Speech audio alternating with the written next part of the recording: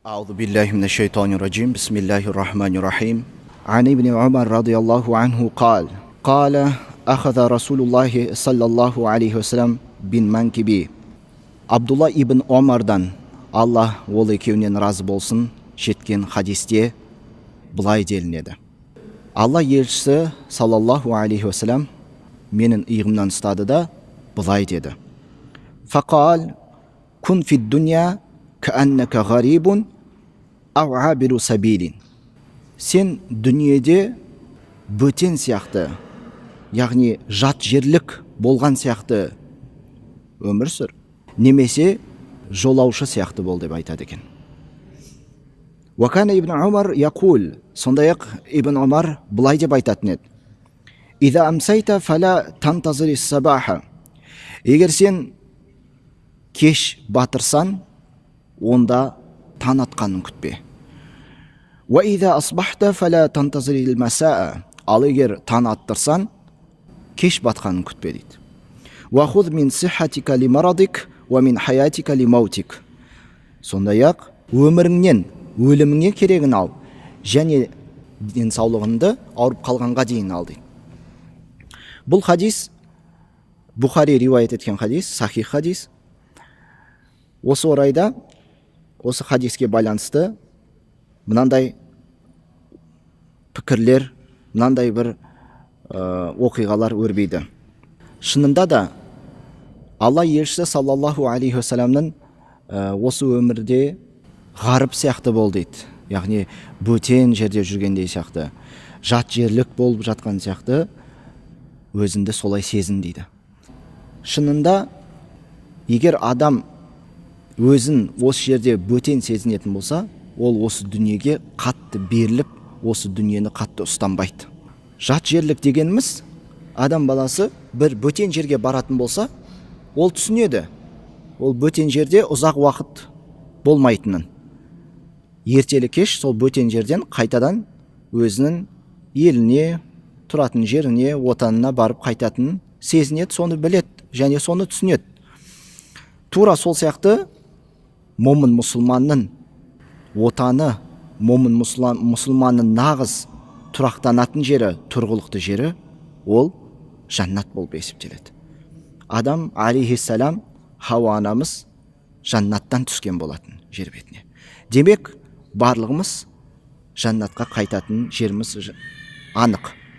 Бірақ сол жаннатқа жету үшін біз осы өмірде қалай өмір сүру керек, қалай өтуіміз керек болған кезінде жат жер сияқты ұстану керек. Және жолаушы сияқты өзімізді сезінуіміз керек. Мумин сүресінің 39 аятында Алла субханаху ва тааля былай дейді. Я қауми, иннама хадихил хаяту дуня матаун ва иннал ахирата хия дарул қарар. Садақаллахул азим. Фирғаунның отбасынан болған, Фирғаунның қауымынан болған, момын болып, дінді қабылдап, исламды қабылдап, момын болған бір кісінің оқиғасын келтіре отыра, Аллах Тағала ол туралы не дейді? Ол былай деген екен ол кісі. Ей қауымым, расында бұл дүние тіршілігі уақытша бір пайдалану ғана. Ал ақирет болса, ол нағыз тұрақтанатын жер, тұрақтанатын мекен деп айтқан екен.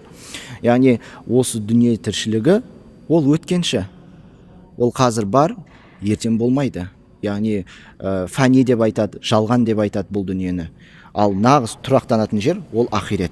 Пайғамбарымыз саллаллаху алейхи вассалам хадисте былай деген. Мен және дүние тіршілігінің мысалы ол бір ағаштың көлеңкесінде саялап, көлеңкелеп отырған жолаушының мысалындай сияқты дейді. Яғни жолаушы жолды жүріп өтіп жатып, азғантай уақыт мызғып алу үшін сәл уақыт кідіріп ағаштың көлеңкесінде қалай саялайтын болса, мен де осы дүниедегі мысалым сондай дейді. Яғни пайғамбарымыз саллаллаху алейхи вассалам айтпақшы болғаны, біз бұл дүниеде ертелі кеш өтіп кетеміз дейді. Иса алейхиссалам ол үнемі өсиет айтып, хауарилерге, өзінен ізбасарларына өсиет атып, уағыз жасайтын еді. сол өсиеттердің бірінде Иса алейхиссаламның айтуы, Иса пайғамбардың «Абуруха вала та'муруха», яғни осы өмірде, дүние тіршілігінде өтіп кетіңдер дейді, бірақ оған тұрақтанбаңдар дейді. Өзін осы өмірде мәңгі өмір сүремін деп есептемеңдер деп айтады. Барлығымыз ертелі кеш Алланың құзырына қайтамыз. Міне соны меңзеп отыр бұл жерде Иса алейхиссалам. Бір кезде Абу Зар, Алла одан разы болсын, Абу Зарға бір кісі үйіне кіріп келеді де, көзі үйіне шалынады. Яғни қараса үйінде заттардан, мал мүліктен еш нәрсе таппайды. Яғни азғантай бір дүние бар, бірақ көбінесе бос тұр екен үй іші. Сол кезде әлгі кісі таңғалып Абу Зардан сұрайды: бұның қалай сонда? Сенде ешқандай мына жерде заттарың жоқ, мал мүлкің жоқ деген кезінде Абу Зар айтады: расында біздің үйіміз ол біздің бет алатын жеріміз, яғни баратын жеріміз, яғни ақиреттегі күтіп жатқан жер, міне сол біздің үйіміз дейді. Әлгі кісі сұраған кезінде: ал бұл жер немене? Бұл жерде де сенде бір заттар, мал мүліктер болу керек қой деген кезінде, расында бұл нәрсе өткенші, ал нағыз болатын жер ол ақиреттегі. Яғни бұл өтіп кетеді, ал тұрақтанатын жер, нағыз азық жинайтын жер ол о дүниеге жинау керек болатын нәрсе дейді. Яғни осы дүние үшін азық түлік, мал мүлікті жинамау керек, ал ақирет үшін жинау керек дейді. Ақирет үшін не жинайды? Ол тақуалықты жинайды. Ақирет үшін момын мұсылман құлшылық ғибадатын жинайды, Құран оқиды, намазын оқиды, оразасын ұстайды, ізгі амалдарды жасап, күнә істерден бойын мейлінше аулақ ұстаумен өтеді екен. Міне мына жерде Умар ибн Абдул Азиз, Алла одан разы болсын, ол айтады: «Ватазавваду фа инна хайраз зади тақуа». Яғни бұл аяттан келтірілген сөздер, Құран кәрімде де бар бұл сөз. Бұл сөзді сахабалар да айтқан, бұл сөздерді ғалымдар да айтқан.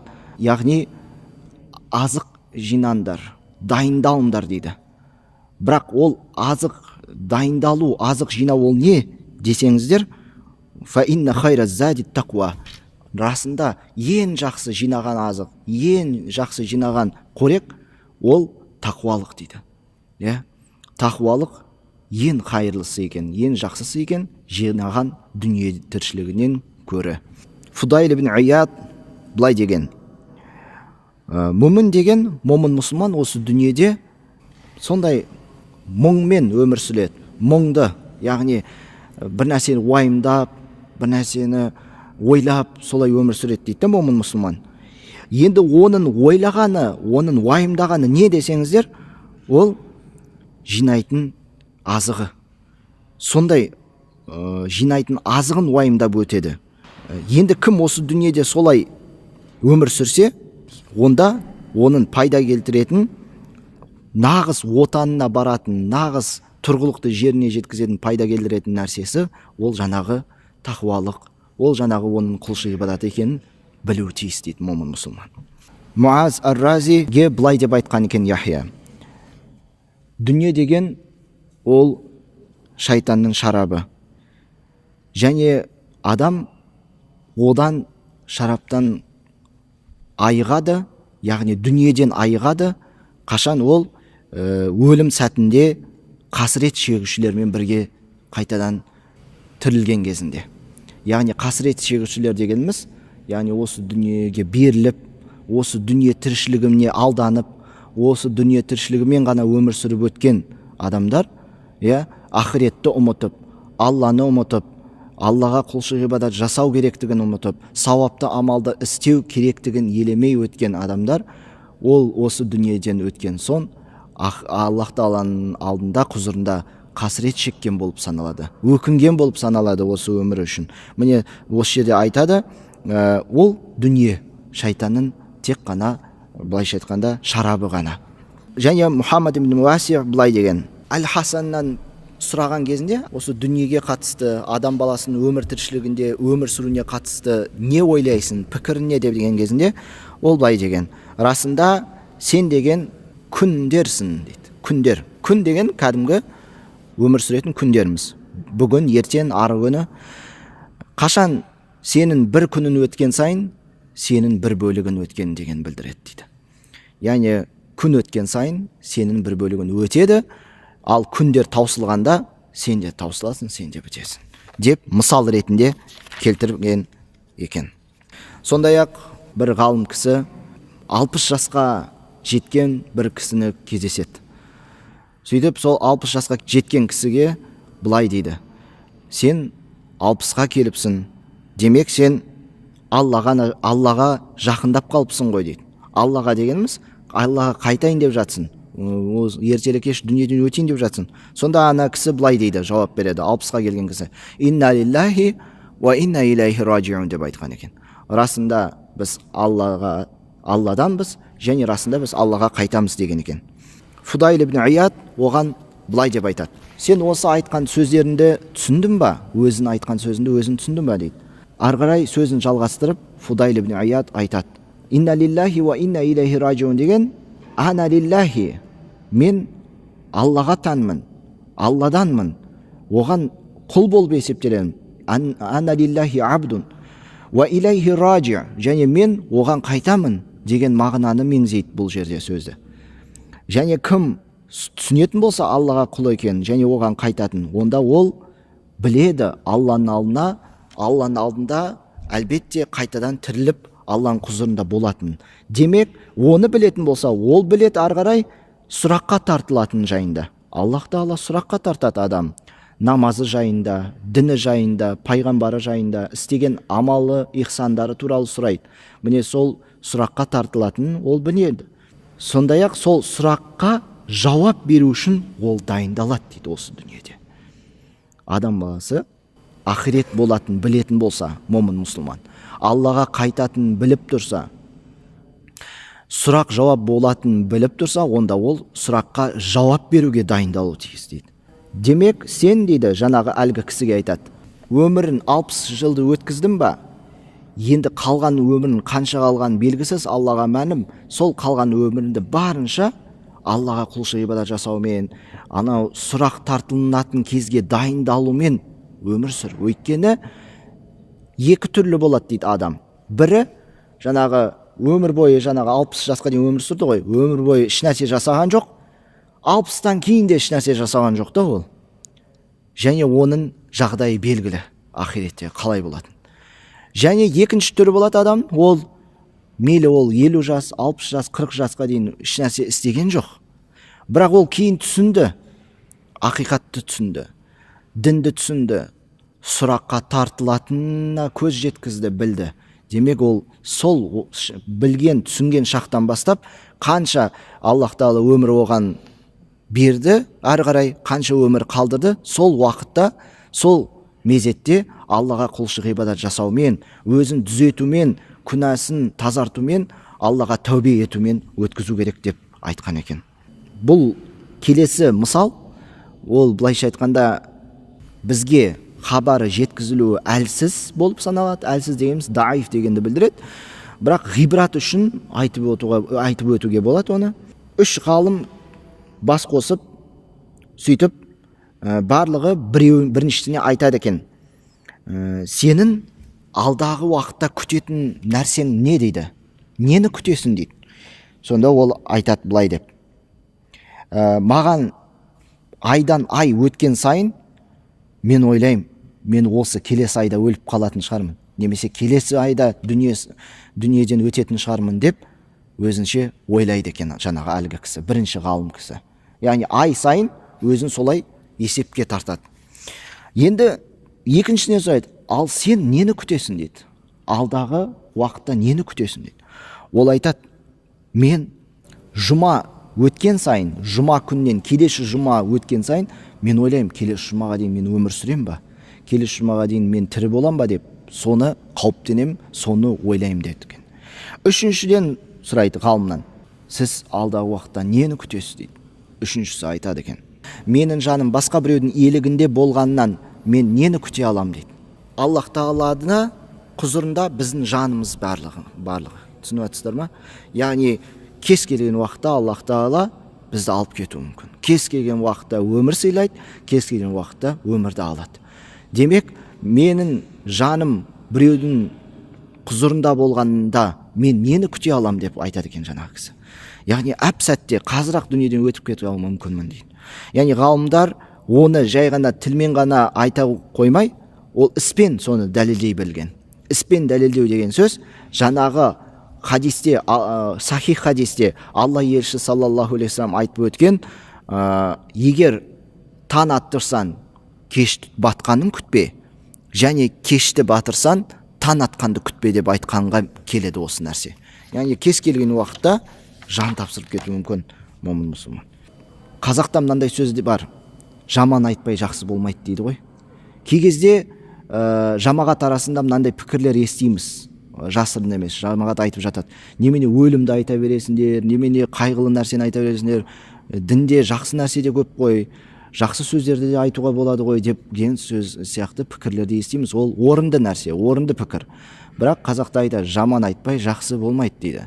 Яғни біз егер кейде өз-өзімізді қамшылап, өз-өзімізді қамшылап, ақиретті ойлап, Алланы ойлап, есеп қисап болатын ойлап өзімізді егер қамшыламасақ, кейде біз құлшылық ибадатпен жүргенімізбен, дінде жүргенімізбен кейде бейберекет болып кете береміз, кейде ұмытып кетеміз кейбір нәрселерді. Сөйтіп өзімізді осылай ескертіп отыруымыз ол орынды бір жағына. Өлімнен бұрын өмірінен керегінді ал, және аурудан бұрын денсаулығынан керегінді ал деп айттық.